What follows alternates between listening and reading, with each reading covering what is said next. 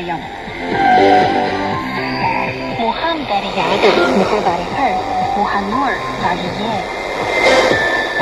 சீன வானொலியில் இதயத்தோடு இணைந்த இணைய நேயர்கள். முகநூலில் நேயர் முகாம் நிகழ்ச்சி.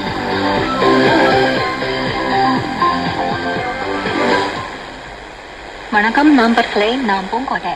முகநூலில் நேரர்கள் என்னும் நிகழ்ச்சியில் உங்களை மீண்டும் சந்திப்பது மிக மகிழ்ச்சி.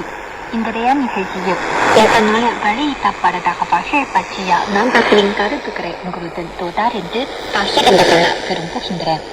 சில ஊடக குழுமம் தயாரித்த 2026ஆம் ஆண்டு வசந்த விழா கொண்டாட இணைய கலை நிகழ்ச்சி பிப்ரவரி 10ஆம் நாள் ஒளிபரப்பப்பட்டது.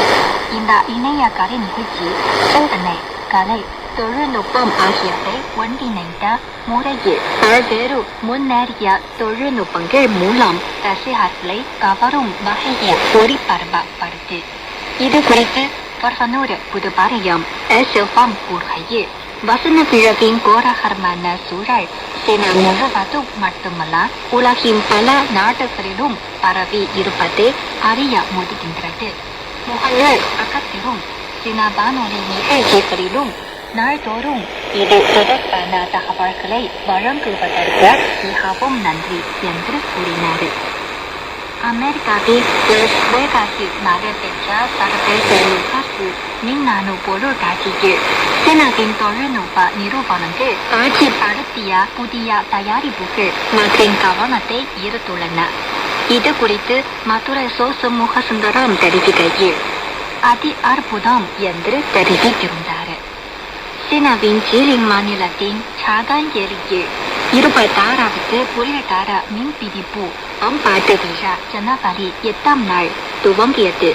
அதே நாள் பிடிக்கப்பட்ட முதலாவது பெரிய மீன் சுமார் 2 கோடி ரூபாய் விலையில் விற்பனை செய்யப்பட்டது. இது குறித்து பரவனூர் புதுப்பாளையம் SFM கூறுகையில், ஒரு மீனின் விலை இவ்வளவா? ஏலம் எடுத்தவர் மிக பெரிய பணக்காரர்தான். ஏலத்தின் மூலம் கிடைத்த தொகை ஏழையின் மேல்வளர்த்து பணிக்கு பயன்படுத்தும் என்று கூறினார்.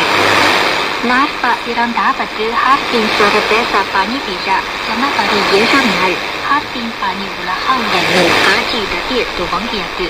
நடப்பு விழாவின் போது பண்பாட்டு, விளையாட்டு, பொருளாதாரம் மற்றும் வர்த்தகம் உள்ளிட்ட துறைகளைச் சேர்ந்த 200க்கும் மேலான சிறப்பு நிகழ்ச்சிகள் நடத்தப்படும்.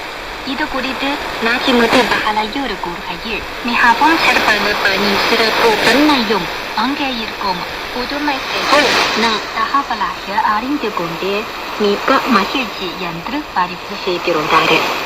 வசந்த விழா காலத்திற்கான போக்குவரத்தின் 12வது நாளான 13ஆம் நாள் தேதியில் சீனா முழுவதும் ரயில் மூலம் மேற்கொள்ளப்பட்ட பயணிகளின் எண்ணிக்கை 1,51,00,000 எட்டியது.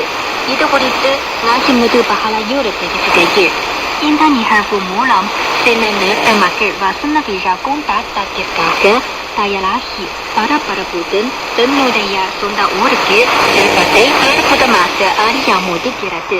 தொடர் வண்டியினுடைய போக்குவரத்து வசதிகள் அதிகரிக்கப்பட்டு இருந்தாலும் அனைவரும் பாதுகாப்புடன் அவரவர் சொந்த ஊருக்கு சென்று அனைவரும் வசந்த விழாவை மகிழ்ச்சியுடன் கொண்டாட நான் வாழ்கிறேன் என்று பதிவு செய்திருந்தார். யுன்னான் மாநிலத்தின் தீச்சிங் இன தென்னாட்டு வடக்கிலுள்ள பைசூதாய் இடத்தில் 13 வயல்களை போன்ற நிலப்பரப்பில் சூரிய ஒளி பிரகாசிக்கும் ரம்யமான காட்சி குறித்து மதுரை முகசுந்தரம் தெரிவிக்கையில், அழகோ அழகு என்று பதிவு செய்திருந்தார். யுன்னான் மாநிலத்தில் பிராம் மரங்கள் பூக்கிற அழகான காட்சி குறித்து தேவனூர் ஜோதிராஜுமி தெரிவிக்கையில், இயற்கை எப்பவும் அழகானது.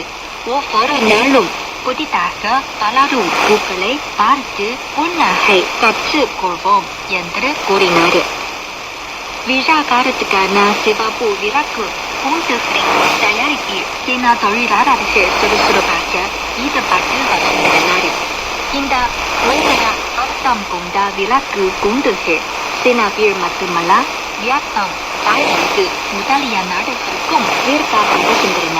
இது குறித்து பிரதமர் பொதுப்படையால் தனது பதிவில் வீடுகளில் தொங்கும் சிவப்பு விளக்கு குண்டுகளால் அந்த இடமே புதிய அழகையும் கண்கொள்ளா காட்சிகளையும் கொண்டு தனித்துவம் மிக்கதாக மாறிவிடும் என்று தெரிவித்திருந்தார். சரி நண்பர்களே, இத்துடன் இன்றைய முகநூல் நேர முகாம் நிகழ்ச்சி நிறைவடைகின்றது.